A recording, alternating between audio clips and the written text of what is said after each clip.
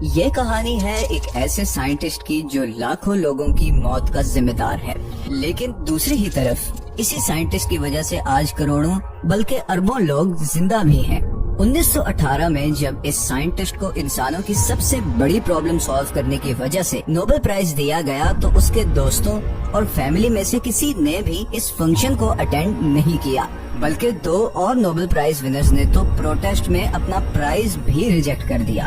آخر ایسا کیا کیا اس سائنٹسٹ نے کہ اربوں انسانوں کی زندگیاں بچانے کے باوجود آج دنیا اس سے اتنی شدید نفرت کرتی ہے؟ سچ یہ ہے کہ اس ویڈیو میں ہم آپ کو سنانے جا رہے ہیں انسانی تاریخ کے سب سے بدقسمت مگر پاورفل سائنٹسٹ کی کہانی، جس نے پوری دنیا کو بدل کر رکھ دیا۔ ہمارے جسم میں 4 ایلیمنٹس ہوتے ہیں: آکسیجن، کاربن، ہائیڈروجن اور نائٹروجن۔ نائٹروجن زندگی کے لیے بہت ہی ضروری ایلیمنٹ ہے اور ہم یہ ایلیمنٹ پلانٹس کھا کر یا ان اینیملز کو کھا کر حاصل کرتے ہیں جو پلانٹس کھاتے ہیں۔ اب نائٹروجن کا مسئلہ یہ ہے کہ اگر ہماری زمین میں بار بار فارمنگ کی جائے تو یہ زمین سے آہستہ آہستہ ختم ہو جاتی ہے اور پھر ایک وقت آتا ہے کہ زمین میں نائٹروجن اتنی کم ہو جاتی ہے کہ کوئی پیڑ یا پودا اگ نہیں سکتا۔ یہی ہوا تھا ہماری دنیا کے ساتھ 19ویں صدی میں، جب آبادی مسلسل بڑھ رہی تھی اور زمین میں موجود نائٹروجن کی سپلائی ختم ہونے کے قریب تھی، اور اسی وجہ سے مشہور کیمسٹ ولیم کروکس نے 1898 میں پریڈکشن کی کہ اگر زمین میں کم ہوتی نائٹروجن کا حل نہ نکالا گیا تو اگلے 30 سال میں آدھی سے زیادہ دنیا بھوک سے مر جائے گی۔ کروکس کے مطابق اس پرابلم کا حل صرف اور صرف کوئی کیمسٹ ہی نکال سکتا تھا۔ اب ویسے تو ہماری ہوا میں 78% نائٹروجن ہے، مگر وہ اس فارم میں ہوتی ہے جسے پلانٹس یا اینیملز استعمال نہیں کر سکتے، اور آرٹیفیشلی نائٹروجن پیدا کرنا کوئی آسان کام نہیں۔ اس کے لیے نائٹروجن گیس میں موجود 2 نائٹروجن ایٹمز کو ایک دوسرے سے علیحدہ کرنا پڑتا ہے تاکہ امونیا بنایا جا سکے، جو کہ ایک ایسا فرٹیلائزر مالیکیول ہے کہ جس کے ذریعے آپ بہت زیادہ خوراک پیدا کر سکتے ہیں۔ مگر کئی 100 سال تک مسلسل کوشش کے باوجود کوئی بھی سائنٹسٹ یہ کام نہیں کر پایا،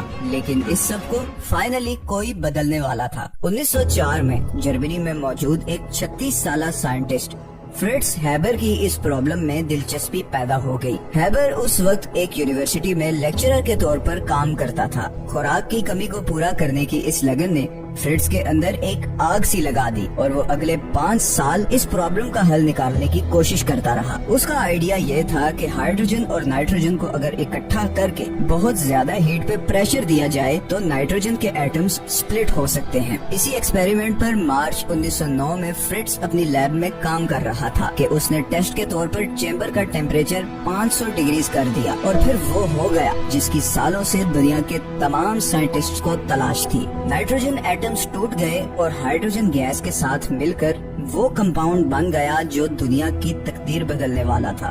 اس کمپاؤنڈ کا نام ہے امونیا۔ پورے جرمنی میں ہیبر کی دھوم مچ گئی۔ جرمنی کی سب سے بڑی کیمیکل کمپنی BASF نے اس سے اس پروسیس کے رائٹس حاصل کر لیے اور ہیبر راتوں رات امیر بن گیا۔ 4 سال کے اندر ہی اس کمپنی نے روزانہ 5 ٹن امونیا بنانا شروع کر دیا۔ اس فرٹیلائزر کے ذریعے اسی پرانی زمین پر کسانوں نے پہلے کی بنسبت 4 گنا زیادہ کھانا اگانا شروع کر دیا، اور اس کے نتیجے میں دنیا کی آبادی چند سالوں میں ہی 4 گنا بڑھ گئی۔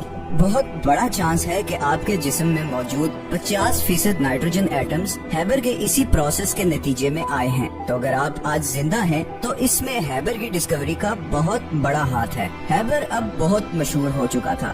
دنیا کے بڑے بڑے سائنٹسٹ جیسے کہ میکس پلانک، میکس بورن اور البرٹ آئنسٹائن کے ساتھ اس کا اٹھنا بیٹھنا تھا، لیکن یہیں پہ اس کہانی پہ وہ موڑ آنے والا ہے جس نے ہیبر کو دنیا کا ناپسندیدہ ترین آدمی بنا دیا۔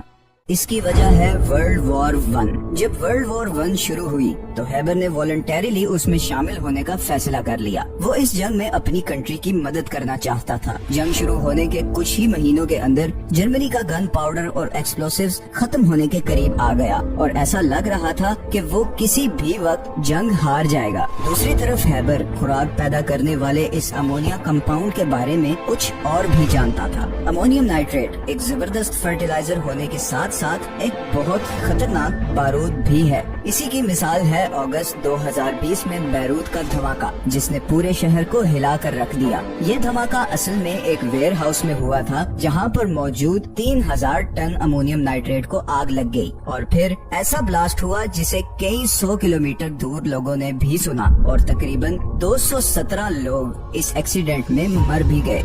यही एक्सप्लोसिव मटेरियल बनाने के लिए हैबर ने फर्टिलाइजर बनाने वाली कंपनी में अमोनियम नाइट्रेट बनाना शुरू कर दिया ताकि TNT और दूसरे एक्सप्लोसिव्स बना सके। कुछ ही अरसे में हैबर का बनाया हुआ बारूद दुश्मनों के परखच्चे उड़ा रहा था, लेकिन हैबर इस जंग में अपने देश के लिए कुछ और ज्यादा भी करना चाहता था। उसने डिफरेंट केमिकल्स को कंबाइन करके एक खतरनाक गैस बनाने के एक्सपेरिमेंट्स शुरू कर दिए। वो इस जंग को जल्द से जल्द खत्म करना चाहता था और इसके लिए वो किसी भी हद तक जाने को तैयार था। दिसंबर 1914 में वो एक ऐसी डेडली गैस बनाने में कामयाब हो गया जिसके जरिए चंद सेकंड्स में ही दुश्मन के सिपाही तड़प तड़प कर मर जाएं। इस गैस को क्लोरीन गैस कहा जाता है। 22 अप्रैल की शाम को 6 बजे जर्मनी फौजियों ने 5000 क्लोरीन गैस सिलेंडर एलाइड फौजों की तरफ करके खोल दिए। गैस पूरे मैदान में फैल गई और दुश्मन फौजी तड़प तड़प कर मर गए। ये इतनी तकलीफ दे मौत थी कि दूर खड़े जर्मन फौजी भी ये सारा मंजर देखकर कांप गए। उस दिन दुश्मन के 5000 फौजी इसी तरह मारे गए। हैबर को ऑनर के तौर पर कैप्टन का रैंक दे दिया गया। इस वाक़े के एक हफ्ते बाद हैबर अपने घर आया। अपनी इस अचीवमेंट की खुशी में उसने घर में एक पार्टी रखी। पार्टी खत्म होने के बाद वो अपने कमरे में सो रहा था कि अचानक उसे गन फायर की आवाज सुनाई दी। उसने बाहर आके देखा तो उसकी बीवी खुदकुशी कर चुकी थी।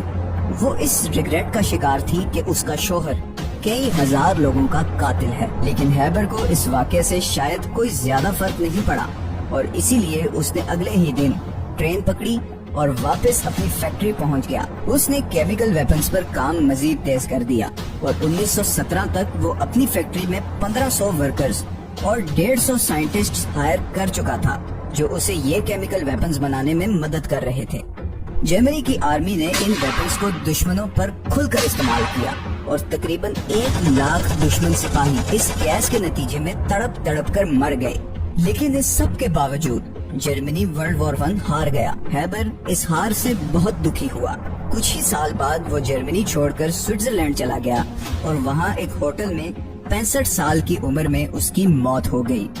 हैबर की मौत के कुछ ही साल बाद जर्मनी की हुकूमत ने उसकी फैक्ट्री का कंट्रोल ले लिया। उस जमाने में हैबर के इंस्टीट्यूट ने इंसेक्टिसाइड स्प्रे बनाया जिसका नाम था ज़ाइक्लोन बी।